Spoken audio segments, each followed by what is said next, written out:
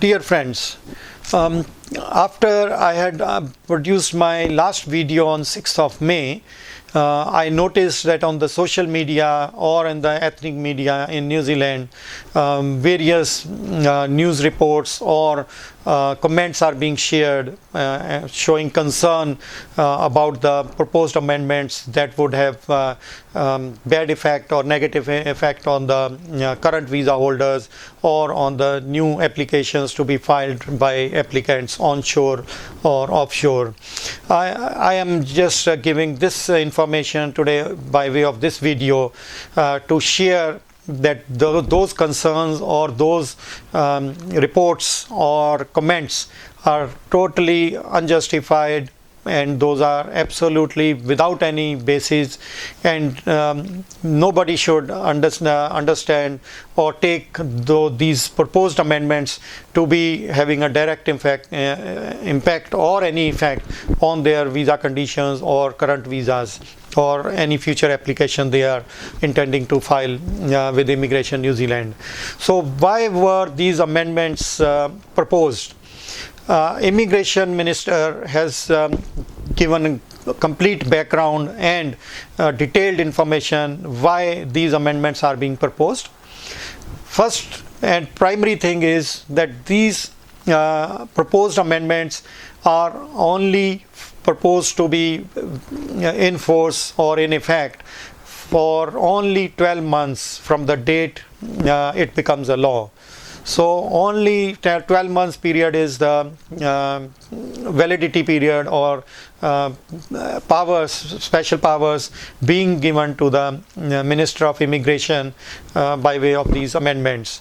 So first thing is, this is a temporary measure, and that is for managing the large number of visa applications or visa applicants who are currently holding visas and going to file new applications, or people who have already filed their applications, which are large in thousands in number, and visa officers don't have the resources due to border restrictions and level 4 restrictions of social distancing. Most of the immigration offices are closed, so there must be some mechanism where the Minister of Immigration can step in with his special directions for streamlining or for helping the current visa holders or future visa applicants by making a decision in respect of changing their visa conditions or removing their visa conditions or imposing further visa conditions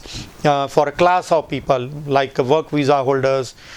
These are class of people, student visa holders, these are another class of people, or visitor visa holders or partnership visa holders. So Immigration Minister will get powers, special powers through this amendment in the Immigration Act, that he would be able to make a decision in respect of a large group of people by one decision. First is to change, to remove or to impose conditions relating to the visas, and then Immigration Minister will have power to extend the current visas for people whose visas are going to expire soon. Those will be extended up to a period of 6 months from the date new visas are granted. So these measures are only for temporary period. We need to understand that. And then the minister will have power to grant visas on a group of people or as a class of people like work visa holders or student visa holders or essential skills visa holders without those people filing any application. So if visas have to be granted or applications have to be granted for a group of people or large number of people, only Immigration Minister will have the power. If visa has to be granted on an individual basis to a particular person, then immigration officer under delegated power can make a decision to grant the visa to an individual. And then the Immigration Minister will get power to impose ban or restriction from further applications for any category of visas only for a period of 3 months.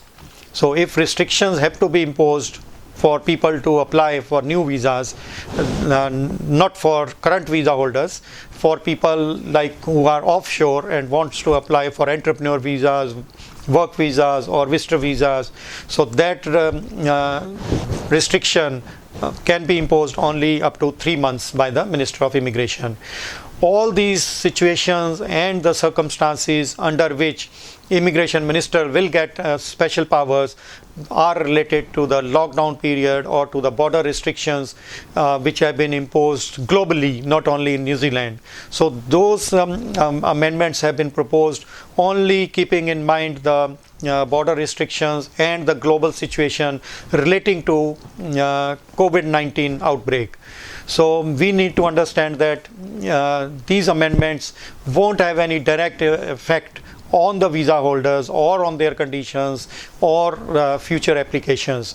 If future applications would be stopped from being accepted by the Immigration New Zealand, it would be only for a limited period of 3 months. And if the visas have to be extended, which are currently going to expire soon or currently valid, it would be only up to a period of 6 months. So all these situations have occurred because of the COVID-19 restrictions and lockdown period, which have been very, very significant for every person, and that's why these amendments have come up, and soon it will become a law. If there would be any further changes in the final bill which will come to before the Parliament so that it can become a law, I will share with you further information on that. Otherwise, please don't give any ear or any thought on misinformation regarding the proposed amendments. These amendments, as some people are promoting on social media or on some ethnic media outlets, those may be for reasons best known to them, but those are not correct assessment or correct information on the this new amendment in the Immigration Act. And you should always believe what is given on the website of the Immigration New Zealand, which is immigration.govt.nz, or you can anytime call the 24/7 contact center number of Immigration New Zealand to clarify any proposed amendments or any changes coming into effect in the immigration law. The contact center number is 099144100.